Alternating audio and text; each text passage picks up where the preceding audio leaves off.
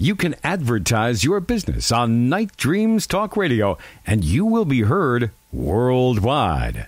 Why not contact us at nightdreamstalkradio@gmail.com. From our compound, from the West Coast to the East Coast to worldwide, both on the internet and terrestrial radio, you're listening to Gary Anderson on Night Dreams Talk Radio After Dark. And here we are with our guest tonight. George, I got to ask you some questions. What, if a person wanted to get into ghost hunting, what would you recommend for somebody that has never done it before, that has seen it on the Travel Channel or the History Channel or on Fox or whatever, and they want to go out and investigate, cemeteries and ghosts? What would you do? What would you tell them? Well, I would definitely, do some research, because I've been there. We've all been. Every paranormal investigator has been exactly the question you just asked is, how do you get into it? And the best thing to do is, in your own local town, is you just check on the internet, look for, people that are paranormal investigators, and, just go into it. Just go into it very quietly. The reason being is, you go in there like, crazy loud, like I made a mistake when I first started, but you just go into it and you just have an open mind. And keep in mind, though, the TV shows are TV shows. Those are entertainment, and people need to understand, that entertainment is entertainment. Everything when you do a paranormal investigation, or you go out and look for a paranormal team, and, you do your cemeteries and all that stuff, keep in mind, at my age, I don't like staying up all night. You can investigate during the day. Paranormal doesn't sleep. Paranormal does not rest. Paranormal is always around us 24/7. So that's what I mean. You go investigate a Chevron bathroom, and I assure you, you may get an EVP. You don't know, because it could be it could be the land, or it could be the building. Something may happen in that bathroom. You never know. But, just keep in mind, for the people that want to do it, just because you buy a black shirt, black pants, black shoes, black hat, black beanie does not make you a paranormal investigator. Everything starts with your heart. And I'm one of those deep, paranormal investigators, very deep thinker. You can go into it thinking, if you buy all those colored clothes, you're automatically a paranormal investigator. It's probably the biggest false situation you can run into. The best thing you need to do is understand that you're going into this with your heart. You've got to go into it and have a kind heart. Most paranormal investigators, really 80% of them, and that's a number I'm pulling out of the air, of course, is, they go into it because they have a really kind heart. A lot of them are in it for the right reason, because they really do care about the human race or history, or, to find out what is about the unknown. It's kind of like, but make sure that, just because you buy black clothes doesn't make you a paranormal investigator. It's far from the truth, but that's TV. That's TV. I was a sucker for it. When I first watched Ghost Adventures, and, it is my favorite show. Some people don't like that show. Some people do. I seem to love it.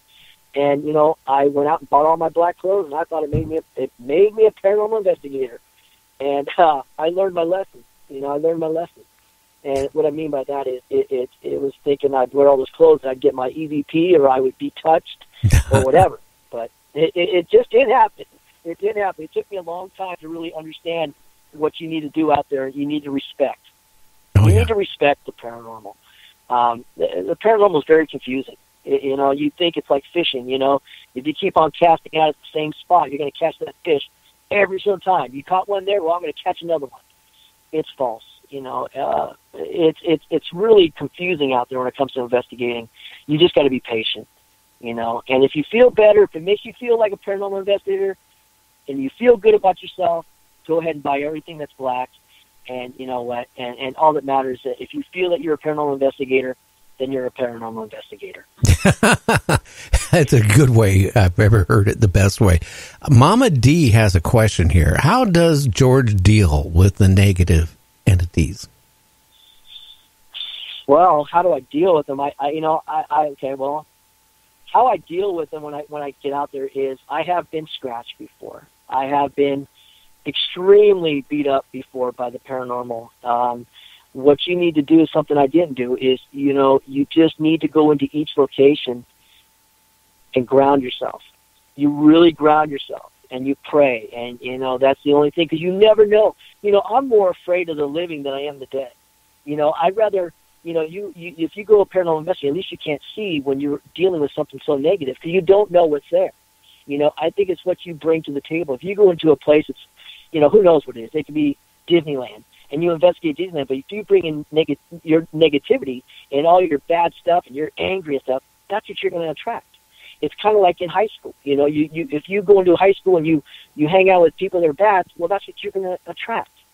So I have not been, I seem to be getting better for myself is I go into each location, and I haven't dealt with any negativity, paranormal, in a long time, because now I know I've learned from the best to go into it in a good, positive attitude, and that's what you will attract. Interesting. Now, also, Mama D wants to say hi to you. Hi, Mama D. Mama D and I are friends on Facebook. She's an amazing lady. She keeps me going. She keeps me above the water because, yeah, there's days where I'm down and out. I just run to her. She's a great listener. Great listener. Well, you know, I want to share an experience, and I want your feedback on it. You know, this is going back, back to early 2000s. My father had Alzheimer's, and he had dementia, both. And it got to the point where we had to put him in a nursing home. And he didn't even know who me or my brother was. My mother already passed on. And it got to the point where when he saw my children, he thought they were aliens. That's how bad. And then it got to the point where, like, the last 6 months of his life, he didn't know anybody. He couldn't talk. He was just a vegetable. And the doctors all said that his mind is gone. He's nothing now more than a vegetable. I mean, he you know, they had to hand feed him. They had to, you know, do all this stuff. He couldn't even eat on his own anymore. Right. I get a phone call out of the blue from the doctor saying, hey, your dad, for some reason, has come to, and he's normal. And I had to drive like 60 miles to get there. So I, you know, get there as fast as I can. I go into the special room they had him in. He's sitting there, and he's, you know, coherent. He remembered my name. He says, well, hi, son, how you doing? And do you still have that business you had? And are you still in radio? And I go, yeah. And we started talking, and, you know, and we had a nice, like, 20-minute talk. He was totally coherent. Totally. 100%. Right. Then he says, well, you know, your mom just came and visited me before you got here. Again, my mom was already dead for 2 years. And then he started talking about, you know, my uncles, which was her brothers. They all died. One of them died in World War II. You know, he was saying they all were there, you know, visiting him. Right. Well, you know, all different times. And then he says, well, son, you need to go home now. And I go, well, I would like to talk a little more. And he goes, no, you got to go home. I'm going to go meet your mom here in a couple minutes. Okay. And I told the doctors that, and they said, well, you know, he's confused a little bit yet. They were amazed because they said they never had anybody who was so far gone come back and be totally coherent. By the time I get home, I get a phone call, and they said, your dad passed away 20 minutes after you left. Oh, my gosh. I mean, that. How can anybody listening right now not have a tear or a chill down their spine? I mean, that's, I thank you for sharing that. I mean, because I'm using my mind, and and you know what's funny? You're not funny. Please don't take that wrong. What's really strong to me right now is the way you're telling the story, and I'm imagining it in my mind, how you walked in to see your father. I don't know what your father looks like, but I'm imagining it. And it was so beautiful the way you tell me, and it's just, you know, there's absolutely, how can you not think that's from a higher power? You know, it's amazing. And I'm stuttering because I'm just blown away on that, you know, and I no answers, you know. I do believe that, you know, my opinions are only opinions. They're not right or wrong. They're just opinions. I do believe that, you know, your father was getting help and from, you know, from your mom and his wife and other family members. And he was probably such a great man. They all came together at one time and, you know, and gave him whatever they needed for him to have closure, and you can have closure for your father. I mean, there is no right answer, but how can you not argue how beautiful that was? Does that make any sense at all? It does. I mean, it does. And I sit back and I really think my dad did see my mom and her brothers and all the, our family members that passed on. I really think that he was in communication with them. And I sat back there and he was so calm. And it was it made me wonder, I've always been scared of death, to be honest with you. I mean, when I found out I had my problems and stuff originally, I was scared, but I didn't show it. I told my wife and my children, I said, treat me like it didn't happen. And I forced myself to ride my motorcycle every other day. And I forced myself to do it. It was a lot of pain, but I got over it. And I think that's why I'm still here. But I really think that there's more in life than we realize. There's an afterlife. A friend of mine, Art Bell, who passed away, John Lear was on his show, and Art would call me up every so often, even close to when he even passed away, we had a conversation. Something bugged him really bad. John Lear told him, it goes, when you die, it's a trick. Don't go to the light. That is a trick. That is going to take you to the devil. You want to go to the darkness, and the darkness will turn into bright lights after you go into it and take you.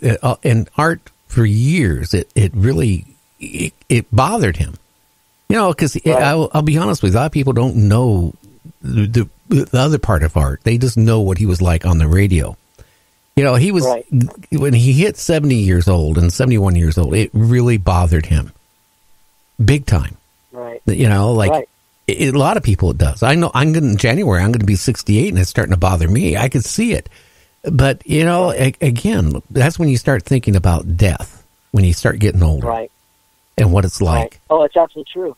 No, you're absolutely true. And if I rude by interrupting you, please accept my apology to the fullest. I agree with you. I just turned 54, and you and I are way too young to start thinking about death.